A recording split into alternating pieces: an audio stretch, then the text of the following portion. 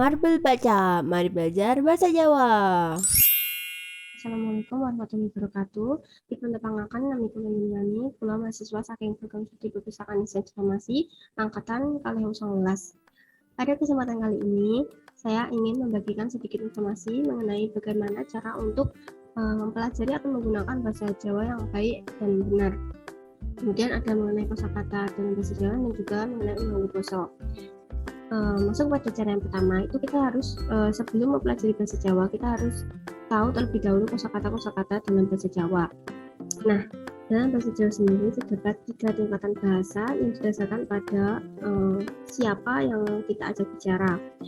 Nah, tingkatan ini lah yang disebut dengan undang basa yang terdiri atas basa loko, krama madya, dan juga krama inggil. Basa loko merupakan tingkatan yang paling dasar atau bahasa yang paling kasar. Biasa digunakan untuk orang-orang yang seumuran atau berada di bawah kita, kemudian kepada orang yang kita memang sudah akrab dengannya.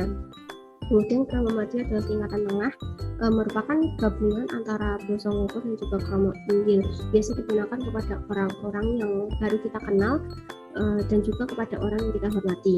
Kemudian tingkatan yang paling tinggi adalah krama inggil. Nah, krama inggil ini biasa digunakan kepada orang-orang yang lebih tua daripada kita, seperti orang tua, guru, dosen, atau yang lainnya. Lanjut kepada pembahasan kosakata. Beberapa kosakata yang ingin saya bagikan adalah yang pertama itu mengenai kata ganti. Aku, kula, kaula, tegalem. Kemudian ada kowe, sampean, panjenengan. Dia itu DE atau DWE piyambakipun. Kita itu ada awake dhewe dan kita. Ini itu iki, niki, dan punika. Itu, kuwi, niku, punika. Kemudian misalnya ada kata kerja, itu ada makan, mangan, atau maen. Terus ada nedo, dan dahar. Minum itu ngombe, minum, ngunjuk. Mandi itu adus, siram. Membaca itu moco, maos. Pergi itu lunga, kisah, dan tindak. Melihat itu ndeleng atau ndelok, ningali, mriksani, menunggu itu ngenteni, ngentosi, dan ngerantos. Kemudian membeli itu ada tuku, tumbas, dan mundut. Yang saya bagikan ini ada sedikit ya. Lalu bagaimana cara kita untuk memperluas kosakata bahasa Jawa kita? Caranya itu ada banyak. Kita bisa dengan cara membaca kamus bahasa Jawa, pepak bahasa Jawa, atau dengan melihat video bahasa Jawa di YouTube atau melalui sumber informasi lainnya. Kemudian setelah kita tahu kosakata bahasa Jawa dan tahu cara membedakan kapan harus menggunakan basa loko dan kapan harus menggunakan basa krama, langkah selanjutnya adalah kita harus rajin mempraktikkan apa yang sudah kita pelajari. Nah, bagaimana cara praktiknya? Yang pertama itu kita bisa praktek dengan cara mengobrol dengan teman atau kenalan atau saudara yang memang bisa berbahasa Jawa. Jadi kita sering-sering ngobrol sama dia sehingga bahasa Jawa kita itu bisa semakin lancar dan gudang kosakatanya itu bisa semakin luas.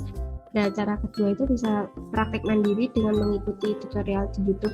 Kemudian langkah yang ketiga itu bisa belajar sambil bermain, yaitu kita liburan atau pergi ke tempat wisata yang memang bahasa utama masyarakatnya itu bahasa Jawa. Jadi kita bisa praktekkan kepada masyarakat yang ada di sana sekaligus kita menghibur diri, yaitu melalui liburan. Nah, berikut ini ada beberapa contoh susunan kalimat dalam bahasa Jawa. Misalnya itu ada kalimat bapak belum mandi, pokoknya itu bapak urung adus. Kemudian ada krama madyanya itu bapak dereng adus, kemudian krama itu bapak dereng siram. Kemudian ada lagi ibu membaca koran, pokoknya itu ibu maca koran. Krama madyanya sama, ibu maca koran, dan krama itu ibu maos koran.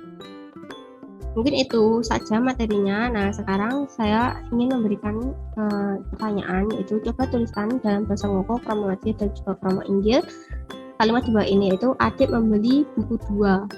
Nah, itu nanti jawabannya silahkan dituliskan di kolom komentar ya. Sekian materi yang dapat saya sampaikan. Apabila ada kesalahan materi atau dalam cara penyampaiannya, saya mohon maaf.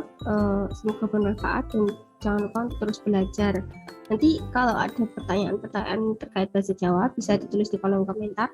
Insya Allah nanti saya jawab kalau notifnya muncul. Dan sekali lagi terima kasih atas perhatiannya. Nuwun, matur nuwun. Wassalamualaikum warahmatullahi wabarakatuh.